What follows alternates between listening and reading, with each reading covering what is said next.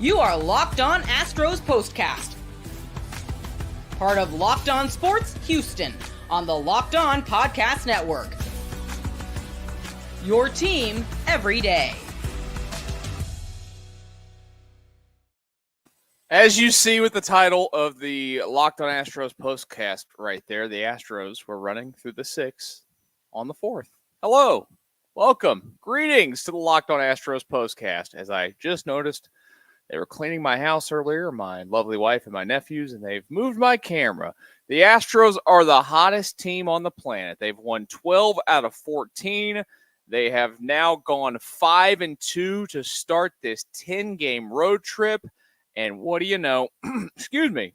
They continue to roll, and they are now a season high 3 games over 500 at 45 and 42. Thank you again for joining us here on your 4th of July. You guys having a nice holiday, I hope.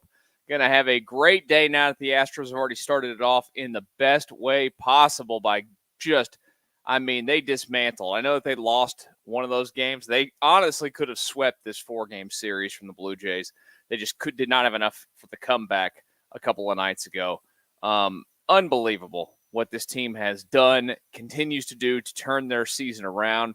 They are the hottest team going. And, if you are a American League contender, you are looking at this you're looking at the standings right now and you're going, oh, God. Here they come. Every freaking year, this team is just going to smack people around. Oh, my goodness. What do you know? And, yeah, the Astros are right there doing their thing like they have done. What a weird baseball game today. We'll get to Framber in a minute. He got through it. It is what it is. From the double play, they had all the double plays. The Blue Jays putting on the leadoff runner in 7 of the 9 innings. It kind of felt like an escape job today to get out of there to an extent, but that's also what happens when you have a good baseball team. And we talked about this a lot with this team early in the season. I know I did. I didn't feel early in the year that they were doing the things, I know that they kept saying, like, we're a good team. We've got good players, which you all know. They've got talent. They've had some injuries. It's whatever. But they weren't doing the things that a good baseball team should do to get wins. They were doing things that bad baseball teams do to get losses. And I think that's been the biggest. Now, of course, performance matters. The lineup has gotten hot throughout it. Your biggest hitters in the lineup have just crushed. God, can we get Jeremy Pena to play against the Blue Jays all the time? He should have had like 3 home runs in this series. He hit 2 of them off like the top of the wall. Finally gets one over the ballpark today. He's hit more home runs against the Blue Jays than any team in his big league career. I think he's hit 7 now against Toronto. That's incredible. But your big boys in the lineup have gotten hot, and that is a huge reason why the Astros have gotten hot. And they've prolonged it. They've started to play for as much as I like to make fun of it, and I don't want to hear it. Kind of like when they would say the word discomfort before. Everybody would always get, oh, this person's got discomfort. That person's got discomfort, whatever. The back of the baseball card talk. But they're starting to perform to that level. It is true, that saying here, based off the way that they've been going as of late. And on top of that, once they started doing that, and there's always a belief that kicks in, there's a confidence that kicks in. They had to be down on themselves, wondering, man, is this the end of our era? Like, is this the end of our run? Or are we all starting to decline right in front of our own eyes? Like, is this just a bad year? We're not a team we're not capable of doing it this year. That those things, happen today. It's just, they played to who they were eventually. They kept plugging away at it, and it breeds confidence to this baseball team. And that's why they are now the hottest team on the planet. And they sit with 45 wins in the season, which is hard to believe that they were able to get to this mark by the All-Star break based on the way that they played early in the season. At this moment, as we do this show, they're a game and a half out in the American League West at 45 and 42. I'm dead serious at this point. And you guys can file them into the comments. Do you think they can have a division lead by the end of the month? I don't think it's out of the question at this point, based off the way that they're playing. And Seattle is in the tank. They've lost 4 in a row entering today. They're about to get started against the Baltimore Orioles. They're facing Corbin Burns today, and they've got Bryce Miller going to the Mariners today. And then let's just go ahead and compare real quick schedules between now and the All-Star break for the Astros and the Seattle Mariners. The Astros schedule gets a little bit light here it's been a little bit light. I know that they've got a good series this weekend, but the Astros are going to go up to Minnesota, play a Twins team that's been playing some good baseball, but they also just lost Royce Lewis, who's a monster. So they got 3 against the Twins, then they have 3 at home against the Marlins and 3 against the Rangers. That's all ahead of the All-Star break. The Mariners schedule between now and the All-Star break is 3 against the Blue Jays at home this weekend, so they'll probably do okay there. That Blue Jays team stinks. They're not good. Then they'll host the Padres for 2, and then they'll go on the road to play the Padres for 2, and then they stay on the road and play the Angels for 4. Here's the intriguing part of all this. Let's just say it stays around here. The Mariners hold a slight lead. You realize when they come out of the All-Star break, it's the Astros in Seattle for 3 to start the second half of this season. That is going to be intense because you've had a few days off, and that division lead could be up for grabs, or it could possibly be the Astros at that point looking to build to it, or the Mariners, whatever it might be. That is going to be a series to watch. It's going to be a lot of fun. It's just a lot of fun to be back to enjoying Astros baseball right now. Watching guys go to the plate, whether, it's Altuve or Bregman having a day today, which is nice. I don't like seeing Jordan hit so much. That would be nice. I know that the first one ticked him off. The second one wasn't intentional. That's a slider off the back foot. Those things happen, but you don't want your big man getting hurt. I'm going to go ahead and guess they'll probably hold that grudge over to next season, and a Blue Jays player will get hit next year when they play each other again. You just couldn't do it in the 9th inning there. But having that John Singleton, his big hit early in the baseball game, obviously we mentioned Pena earlier, Dubon today driving in a run as well. Production up and down the lineup. The only guy that hadn't really done anything, Loperfito's like 2 for his last 24. He's got to figure some things out. His playing time is probably going to dwindle quite a bit and possibly find himself back down to AAA if he does not get some sort of production out of it. I will give one slight complaint offensively today. I'm not going to complain too much. Look, you score 5 runs in a baseball game, don't care. Simple as that, 5 runs should typically be enough for the Astros to win a game with their pitching that they do have. And the bullpen has really stepped it up. Do they have guys in the bullpen that still scare the bejesus out of you, including me? Yeah. Brian Abreu is subject number 1 there. We can probably give some love to Ryan Presley. He has started to look like he's figured it out. Josh Hader gives him a single to start that inning, but they get out of it real quick with double play and get another out. He gets a save today. Overall, he's been really good in the last couple of months as well. So, bullpen has figured it out. Taylor Scott bouncing back a little bit from yesterday. Did have a walk in his inning today, but he's been a godsend to this team this year. There's been a lot of really good performances out of that bullpen, and it's part of the reason why the Astros have had the success that they've had. They've finally been able to hold on to leads. That was such an issue early in the season. They could not. I went back and looked at it the other day. Looking at the page, the Locked On Houston page here, or Locked On Sports Houston page, which, by the way, if you're new to the channel today on your 4th of July, first of all, hello, welcome.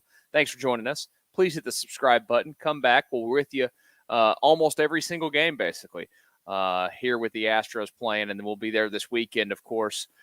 Tomorrow, 7:10. First, it's a weird day today. It's a Thursday, and, it already feels like it should be a Saturday, but it's Thursday. Tomorrow, 7:10 first pitch. We'll get into the Twins series a little bit later. 1:10 and 1:10 Saturday, Sunday before they head back home for a few days. And then we'll have this show off for a 4-day stretch with the All-Star break. And then right back to it with some West Coast baseball in a couple of weekends when they go to Seattle to play those Mariners. It's going to be a lot of fun. It's going to be a lot of fun when they get there. It's a lot of fun right now watching this baseball team go out there and do what they should be doing and they dismantled a team that they should have beaten. And they did that for 3 out of 4 after doing it to the Mets last weekend. And now it's time to go to Minnesota and play a team that's a good team in the AL Central. But here's the thing. The Astros, you go back and look at what they've done historically through the last few years. They typically beat up on these AL Central teams. They are going to need to do that this weekend against Minnesota. And, they're capable, clearly, of going out there and doing just that against them in that series. Let's talk about Framber's day on the mound today. Look, you survived it, right? You got to win today. I don't want to go overboard with it completely, but we'll talk about what he did out there on the mound today, that being Framber Valdez, here in just a second. First off, I want to tell you about Ibotta. Yeah, Ibotta. Sandals, sunscreen, snacks for the kids. What do these have in common? You're probably buying a ton again this summer. But don't stress out about the cost. Use Ibotta and get cash back on all your purchases when you stock up on all your summer essentials. Ibotta is a free app that lets you earn cash back every time you shop. Earn hundreds on items, whether it's groceries, beauty supplies, even toys, so you can make sure you're beating inflation no matter what you're purchasing. The average Ibotta user earns $250 per year. That could cover the cost of an entire shopping trip, that flight you've been eyeing, or the fancy dinner that you've been craving. Other apps give you points that don't amount to much. With Ibotta, you earn cash back that you can withdraw to your bank account, PayPal, or gift card. Simply add offers in the app, upload your receipt, and voila, you have your money right there. It's time you joined the over 50 million users who use Ibotta to earn cash back every time they shop. Right now, Ibotta is offering our listeners $5 for trying the Ibotta app by using the code LOCKEDONMLB when you register. Just go to the App Store or Google Play and download the free Ibotta app to start earning cash back, and use code LOCKEDONMLB. That's IBOTTA in the Google Play or App Store, and use code LOCKEDONMLB. Locked On Astros Postcast here on a 4th of July. Again, thank you for spending some of your holiday with us, with me. I hope that the rest of your day is filled with either food, relaxation, pool, whatever it might be. My day will be on my couch for a bit. And then we will be having a lovely steak dinner later. My wife and I, as our nephews will be off at some friend's house. We're going to have a quiet house with the dogs, and we're going to celebrate the Astros winning with a nice bottle of wine and some beautiful steaks. It's going to be a great, great night. And I hope your night is as good as that. And then I guess go enjoy your fireworks. I'm anti-fireworks so bad. I just hate them. Absolutely hate them. And I'm going to be listening to them in my neighborhood where you're not allowed to shoot them because people don't care about the rules. So there's my rant for the day here on the Locked On Astros Postcast. Don't be one of those people. I know that there's a lot of those people out there. Whatever. The Astros got the win today, so it's nothing to me. That's all that matters. Let's talk about Framber Valdez out there on the mound. He got through a lot today. You knew things with Framber, and I tweeted this out earlier today, which you can follow me, as you see on the screen there. I was trying to find it, try to put my finger at Connor Michael right there. Is where you find me on Twitter or X. I'm still calling it Twitter. I don't care. I'm going to call it Twitter forever. Framber Valdez today came out and started the base. 2 games in a row for Astro starters. I think it was 2 games. Was it yesterday's game that they also had that, or was that Arrighetti the other night? That was Arrighetti's game. So it's 2 out of the 4 games. So that was Tuesday night's game. That they had a pitch clock violation to start the game. First of all, I think it's really, really cheesy of the home plate umpire to be that way, but it's also on the pitcher to, first of all, move a little bit quicker. But I don't know. I just find it a little bit over the top when it comes to enforcing a pitch clock. Now, during the game, enforce it. But when you start the baseball game, you really got to do it with the first pitch to go and give it. But Framber gets into the ball 1-0 count to start the day. And you just knew that was going to cause some things. I really did think, and we saw the Astros bench all day yelling at the home plate umpire. I mean, they basically were told to shut up multiple. That crew in this series, god awful. I mean, just so bad.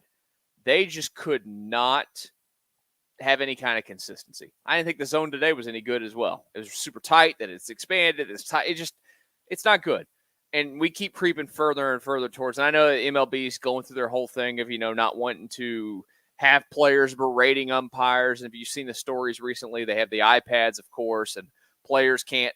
There for a while there, they took away the strike zones on the iPads, and the players are watching video. And then the players' union threw a big fit about it, as they should. And now they've got it back. They were just told that they can't go and talk to. Okay, so you know what? Here's the thing. If you're bad at your job, you're open to criticism, right? If I was bad at this, or if I'm bad at this show one day, I'm open to criticism. You guys got comments, whatever. Deal with it. You move on. Ignore it. It is what it is. The umpires being as sensitive as they are. Sorry you suck. I know that it's a terrible job from the standpoint of you're never going to be pleased.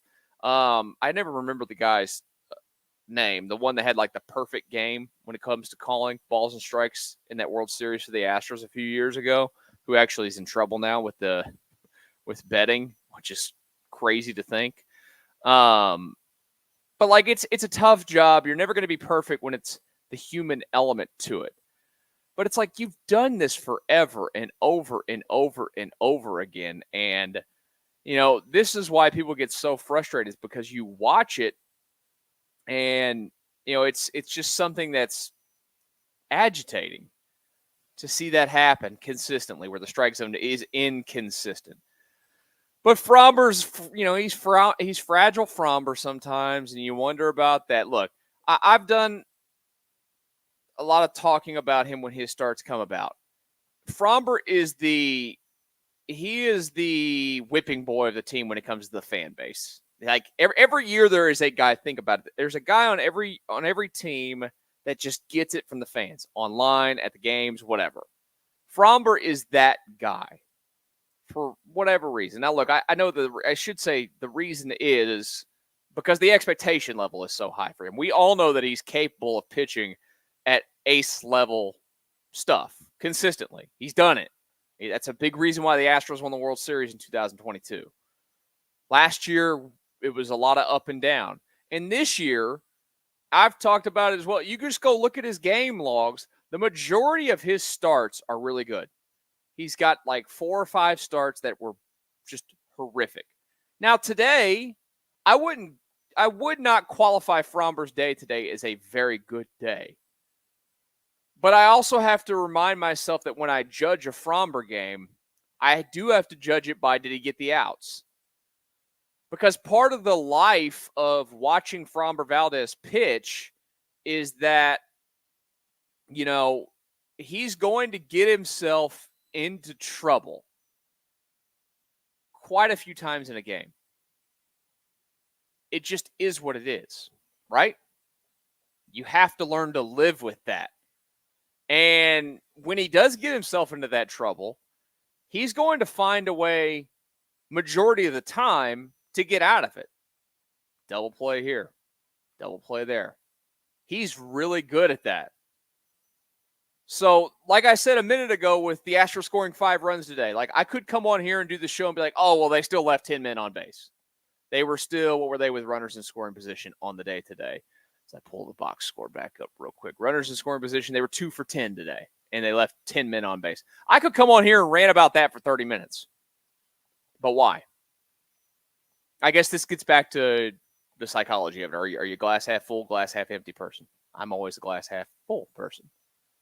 And they won today 5-3. And Framber might not have been perfect today by any means, but he gave up 3 runs in his outing. He went 6 innings, gave up 3. Scattered 9 hits, struck out 4, walked 2. Not his best day. He's 7-5 and has a 3.84 ERA.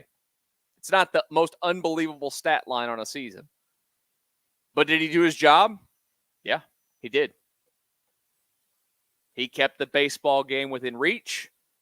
He kept it where it was, and then kept the lead that they had at the moment, handed it off to the bullpen, who followed him and did their job. Do I want to see more dominant Framber consistently? Of course. Who doesn't want to see more dominant Framber consistently? Like that's what we're all striving to see as baseball fans, Astros fans here in the city of Houston. But I know that there's going to be a lot of days where the experience level for all of us is going to be a little bit taxing. And today, sure, was absolutely one of those days for Framber Valdez. It was a little bit more taxing to watch him pitch, but he still found the way. Quality start. I am always going to be pleased watching the Astros, and when they have a starter go out there and he gives you a quality start. And that's exactly what Framber Valdez did today. And his offense did exactly what they needed it to do, which was score enough runs. And he went out there, and it's a win. It is absolutely a win. And it goes down as that. And they're 5 games over 500. They're the hottest team on the planet. They're going to Minnesota to play a good team in the Twins. And this should be a lot of fun over the next few days against them. We will talk about that Twins series coming up in just a few moments. I did want to get one more brief thing in. And I don't think I talked about it enough there early on. I was going to, but there's one tiny complaint I do have about something on the Astros. Not even a complaint, just something that concerns me. I've noticed a lot of it. I've seen it, saw it again today. It's going to have to change a little bit. We'll talk about that here in just a brief second, which, by the way, thank you guys for joining me again today here on the YouTube page live. If you're watching this later, thank you for watching it later. Hit the subscribe button if you're new to the channel. We keep climbing. I think we're getting close to 1,200. We're actually like close to 1,200 subscribers. Can we get there by the end of the show? I think you guys can pull it off. Let's see where we're at. I don't even know where we're at this very moment. I'm pulling up my phone to look at it live here on the show. And we are at, we're 21 away from 1,200. Can we get 21 subscribers in the next 8 minutes? I think you guys can pull it off. Let's see what you got. You've done it once before. Let's do it again. We'll get right back to it. We'll talk Twin Series. And the one thing that's kind of been bugging me with one player, particularly as of late, here in just a second. I need to tell you right now that, with summer travel going on, it's heating up, especially for baseball games out on the road. It's time to explore some of the U.S. cities you always secretly wanted to learn more about. Yes, we're talking about even your rivals' cities. Whether that's Seattle here in a couple of weeks when the Astros go up to Seattle, Booking.com has you covered. Look, I've told you this before. Use Booking.com quite a bit throughout the years when I've done my postseason travel to follow the Astros and go cover those games. And, it's always a great experience at Booking.com, including that Seattle trip. I'm telling you, Seattle, good weather, great ballpark. Loved my time hanging out there. And I loved using Booking.com to go ahead and do that. They're going to get you right every single time when it comes to your stay. The right stay can make you a fan of any U.S. city. Again, even your rivals. So book today on Booking.com, on the site, or in the Booking.com app. And before we get back to our discussion, I'll tell you one more time about the Game Time app. The Game Time app, say you go on the road and you want to watch the Astros in Seattle in a couple of weeks, or you're going to Minneapolis this weekend to see Target Field for the first time. Well, use the Game Time app. They've got plenty of deals across the app, whether it's MLB games, high-profile events, concerts, whatever it is. They've got you covered when it comes to getting you in with a great deal. Those priority last-minute deals can save you up to 60% off buying last minute for sports, concerts, comedy, theater, anything big. They even have flash deals where you'll save even more with exclusive in-app deals on select seats ahead of the game or event. Take the guesswork out of buying MLB tickets with Game Time. Download the Game Time app, create an account, and use code LOCKEDONMLB for $20 off your first purchase. Terms apply. Again, create an account and redeem the code LOCKEDONMLB for $20 off. Download Game Time today. Last minute tickets, lowest price guaranteed. Locked On Astros Postcast. Sorry, I tried to do my drinking of the water between the commercials there, but I didn't have a bottle open. I wasn't ready to go. I wasn't primed and ready. I wasn't on the on-deck circle like you need to be when you're up there at the plate for the Houston Astros, who keep pounding out the baseball. 5 more runs today. They get the win over the Toronto Blue Jays. Now 45-42 on the season. They are a season. I still can't believe it sometimes when I look at it. I really, really, really, really, really felt like this team was dead in the water. I looked into this camera like this and I said, they're not making the postseason. They're not going to do it. This team is not good. It is what it is. I was wrong. I've told you guys this before, and I'm saying it again. I was wrong, and I'm happy to be wrong. I mean, thrilled to be wrong. I've, like everybody else that has a microphone in front of their face, and by the way, you guys are moving. We're on the move towards 2,000 or 1,200 subscribers. You got like 18 more to go. Come on, you can get it. The team has completely flipped the script. They've completely flipped my attitude towards them, and I am so pleased with it. The one thing that I did want to talk about real quick before we just talk about this Twins series real quick, that has bugged me of late, that I have noticed a lot of. And he has hit the ball well lately. He's putting up numbers. I'm not complaining about the numbers he's putting up. Jose Altuve's plate discipline this year has gone in the tank. The absolute tank. He is going to strike out. He added 2 more strikeouts to his total today, which brings his season total. I'm pulling him up at this very second as we're talking about him. If I could find the right page, I got too many tabs open on my 2. Of course, I've got 2 computer screens here, and I've got 8 million tabs up because why wouldn't you? Jose Altuve, 308, 13 home runs, 39 runs, batted in, 823 OPS. He's been phenomenal outside of that month of May. I'm not trying to put his season down at all. He's hitting 375 over his last 7, 364 over his last 15. Over his last 30, he's hitting 336. But he is striking out so much. And I know that strikeouts aren't the end of the world, but we are 85 games into the season. He is at 74 strikeouts now. His career high is 91 back in 2021. He's going to strike out 120 times this year. It's just odd. That's the one thing that I have not loved. And he doesn't walk. He walked a ton. Like, remember the start of the season? He did draw a walk today. He started the season blazing on the walks. And this isn't just an Altuve issue. The whole team this year is just not walking in general. But he's walked 24 times in the year. It's not bad. If he ends up walking about 50 times, like, you'll live with it. He usually lives between basically 50 and 65 walks a year. You take that number. It's just the strikeouts. It's just been catching my eye. That's just something that I'm watching. His hits today, he's swinging, 8 feet out of the zone, which that's Altuve. He's going to swing at some pitches sometimes that are not very good when you go and look at them. That's fine. If he's putting bat to ball again, if he's getting results, I don't want to be too picky. I don't want to be over the top. I just wanted to bring it up that it's something that I have noticed. And I think it's, the reality of it is that when he gets back into a funk, because every player is going to go into a funk, it's just, inevitable.